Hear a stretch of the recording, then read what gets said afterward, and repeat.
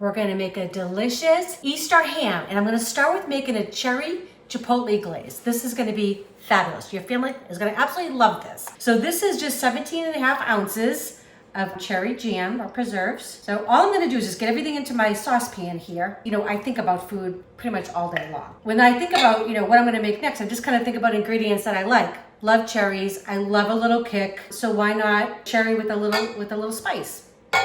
Okay, so this is my secret ingredient, a little Dr. Pepper. You could also, if you don't like that, you could substitute a little bit of brown sugar in there, and that would be fine too. Okay, so this is 1 chipotle, all minced up, and I put like a teaspoon also of the adobo sauce that it comes in. It's so good, really smoky, just delicious. This is 2 tablespoons of spicy brown mustard going in. And then I'm gonna add, this is just half a teaspoon of ground cinnamon. I don't know why I think of that when I think of Easter. I kind of like those flavors. And then I'm just gonna put in a couple good splashes of balsamic, just to liven it up a little bit. And I'm gonna whisk this all in, whisk this all together. And this is gonna be so awesome to glaze our ham. Okay, so I'm just gonna actually thicken this up just a little bit. So I'm gonna get this over medium-high heat. I'm also gonna get my oven turned on because we're gonna get this ham going in just a little bit. So 300 degrees is what we're gonna start it off at. Okay, so just gonna let this cook just for a few minutes. I'm gonna reduce it down by maybe like a third, and then we'll be back and get our ham in the oven.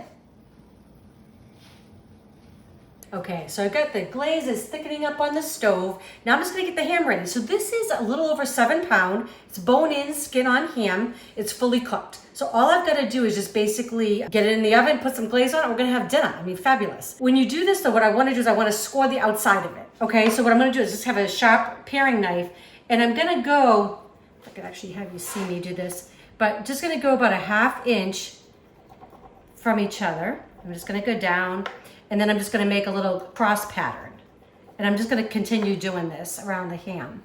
I don't know about you all, but I just have such great memories growing up, family gatherings, big family meals, friends were invited. It was just always so good. And I think that's probably why I like to cook so much. I think it just brings people around the table. And we always look forward to it. My family is from the Boston area, but as we all kind of grew up, we all kind of have spread out around the country. So we don't get to do that as often, but hopefully someday we'll have that reunion.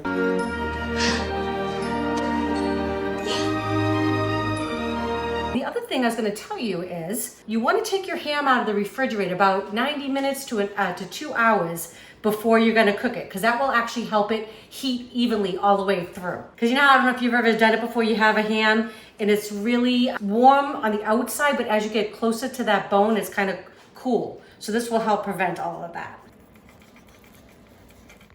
Okay, so the ham is scored. I've got to rack it in the roasting pan here. I'm just going to pour 1 cup of chicken stock in there, just a low sodium chicken stock. And what I'm going to do, I'm going to cover this lightly with foil, and then I'm going to put it in the oven. It's 300 degrees. It's going to go for 40 minutes, but every 10 minutes or so, I'm going to actually baste the ham. So just nice and easy, cover it up. This is going to be so moist and so delicious.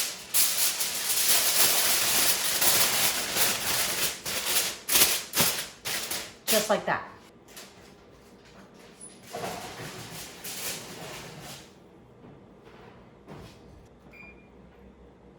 Okay, so it's just been 10 minutes in the oven. I'm gonna take it out for a second. I'm just gonna baste it with the juices, and then we're gonna put it back in. And I'm gonna do that every 10 minutes for 40 minutes total.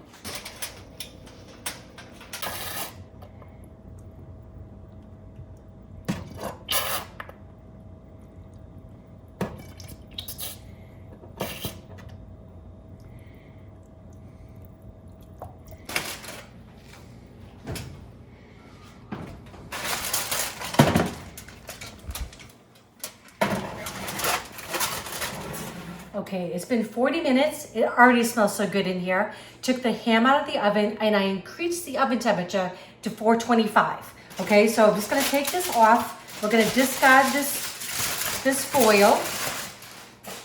All right, now for our glaze. This is so good. You're really gonna wanna stick around and see how this turns out because it's gonna make this beautiful color on this ham, and your family and friends are gonna crave this for the next holiday.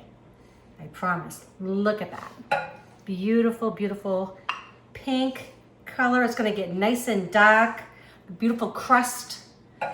And the thing is, honestly, it was really pretty simple to do. I did let the sauce reduce down for it took about a half hour to kind of get the thickness that I wanted because I wanted to stick to the ham. Once I'm done glazing here, I'm gonna put it back in the oven for 15 minutes. I'm gonna take it out one more time, glaze it again, and then we'll take it out. Just be about another half hour.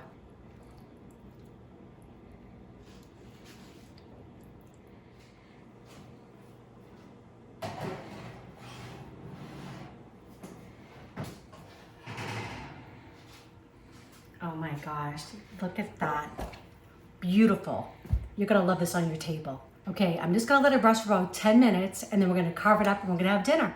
This is my Easter ham, or really for any holiday. Cherry Chipotle Glaze, so smoky and so good, but I really wanna have my husband give it a taste.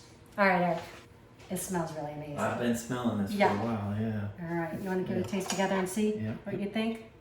All right, going in. Cherries and chipotle. Oh yeah. Come on. Oh yeah. Mmm. Wow. Mmm. My word. Mm-hmm. That's crazy. That's delicious.